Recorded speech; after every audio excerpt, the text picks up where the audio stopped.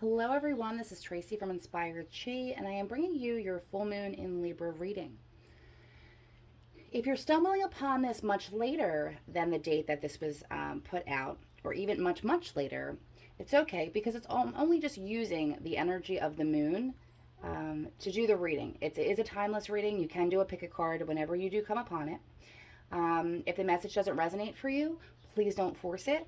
Go check out maybe one of the other of the three here to see if it fits. And if it doesn't, it just wasn't your message at this time.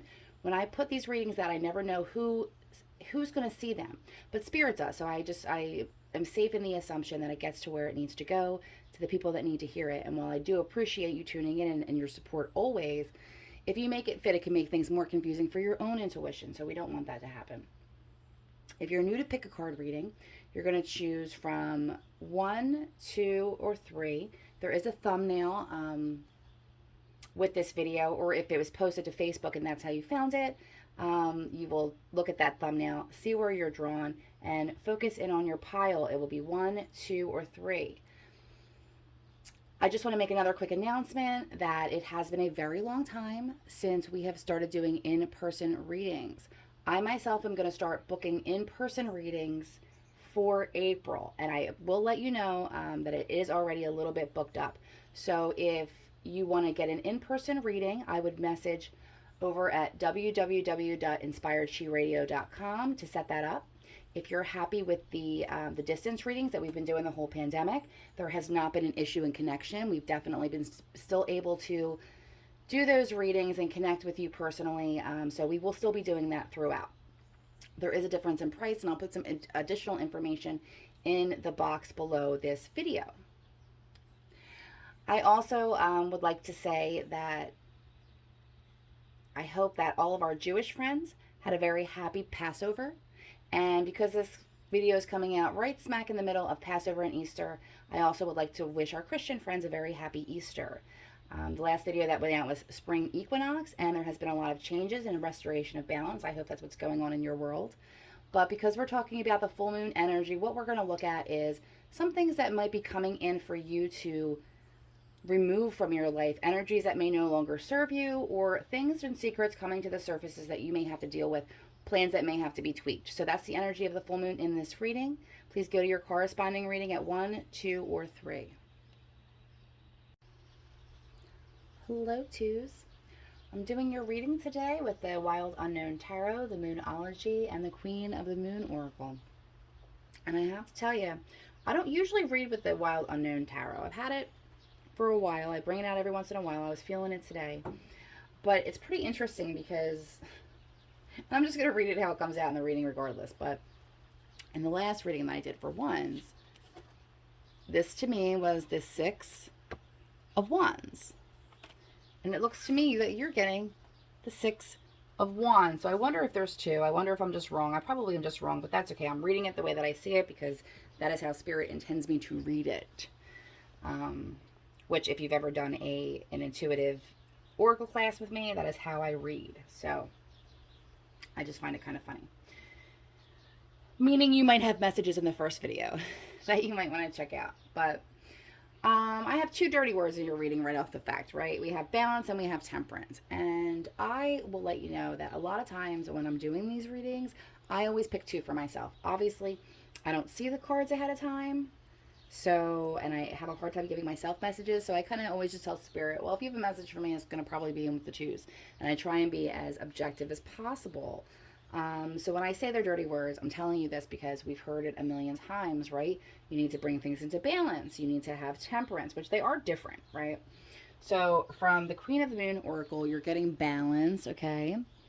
And I would love to feel, and I kind of do from this picture, that things are coming back into balance. Now, we're talking about the spring equinox, which was just a week ago, and that talks about restoration of balance, a balancing between light and dark, right? Which is more where temperance comes in. But you do have both of these here, which means the only way you're going to be successful is to continue this balance.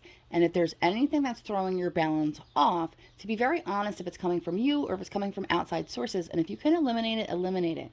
Because you have some stuff coming up, and this feels like a lot of self-sabotage, if I'm being honest. But if it's an outside source, because we're dealing with the full moon in Libra, I would say that might be something that no longer serves you, because it's very imperative that you get your balance and like get yourself in check. Okay, something's going to be coming your way, and I feel like while you can't necessarily not get what's coming to you, not get what's meant for you, you can certainly delay it, right? You can certainly block your own success, block your own happiness. So that's kind of the thing that I'm feeling here. And I feel like it might be coming up for you because we also have the Ace of Cups, which we'll get to. So take it as it resonates for you. This could be in a relationship reading. It could be, or in something that you are doing, but it would be something that you really love. Okay. This wouldn't be, a 9 to 5 that's been burning you out for 15 years. This would be something that's very close to your purpose that you feel very excited about. Okay. Because this is new love. And that comes in many forms. Okay. So the other thing you're getting is hold your vision, which means I don't feel like this is a new idea for you, even if the opportunity might be new. Okay, it's like you had a plan, and even this, look, see how this is? It's just kind of like a fixed moon, and it's half and half here, which is, I mean, feeling like the third card just saying that there needs to be a balance. And if this is more about reciprocation, a give and take, there's something that needs to be put into balance. This could be you, okay, or this could be maybe the obligations that you have. The Temperance card, while it does represent a form of balance, this a lot of times deals with not being able to properly integrate our light and our dark, right? So if you're feeling very in spirit, if you're feeling very aligned, like everything's going good, and that's your light, right? You know what your strengths are. You feel like you're in your purpose. The shadow aspects are where we get our most of our information of what our triggers are, of what our lessons need to be. So if you are either letting that shadow part of you take over, or you're pushing something deep down that you know needs healing, you're not going to get to the next level. Okay, so that's one of the first things coming across here. Now, this is the card that I was talking about, and it feels two different ways for me. It absolutely feels like the Six of Wands, okay, which is a card of victory. But it also, because it has this butterfly up here, kind of reminds me of the Death card. Not in the traditional sense of death, but in the fact that we're dealing with a full transformation here. So it's almost looking to me like as soon as you get this acceptance of yourself and you see what your triggers are and you understand them, and you know that even that you're not going to heal perfectly tomorrow, but by acknowledging them, it goes a long way into unblocking some things for you. Some blessings maybe that were kind of being held back because you weren't feeling like you were deserving of them, or maybe you weren't seeing the big picture of why they were coming into your life. A lot of times when we go through certain struggles, it's almost our duty, not, once healing has taken place, obviously not immediately, to help others that have or are about to experience those same issues, okay? And it's all part of the healing process. You may find that I'm laughing because I'm thinking about my friend Christine, right? We used to go out to the bars, obviously this was a million years ago. And she would always say, why do people always come up to me in the bathroom and talk to me? And I always say, because you're this like approachable person, right? People like to talk to strangers, especially in bars.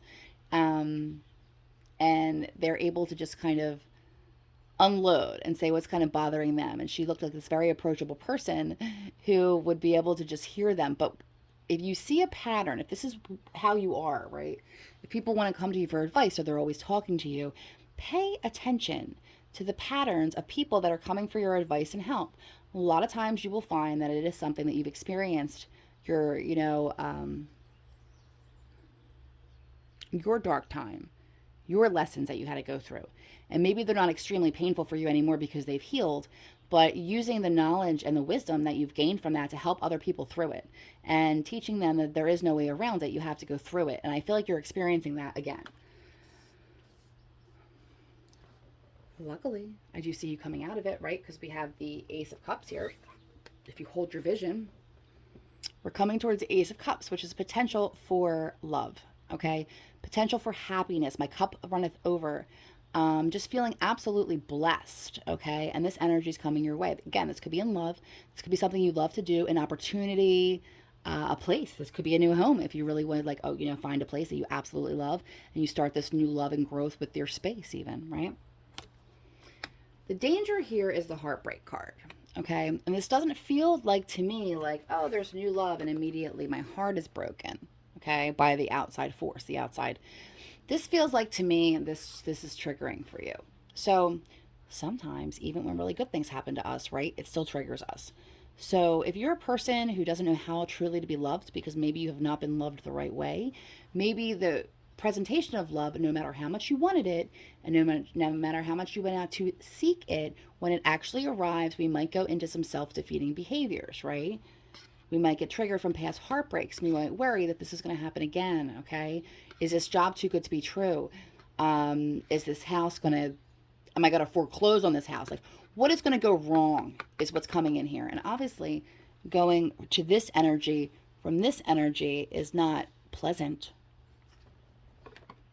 but it feels completely mental to me, okay? It doesn't feel like an attack. It feels like this owl here represents me like wisdom, right?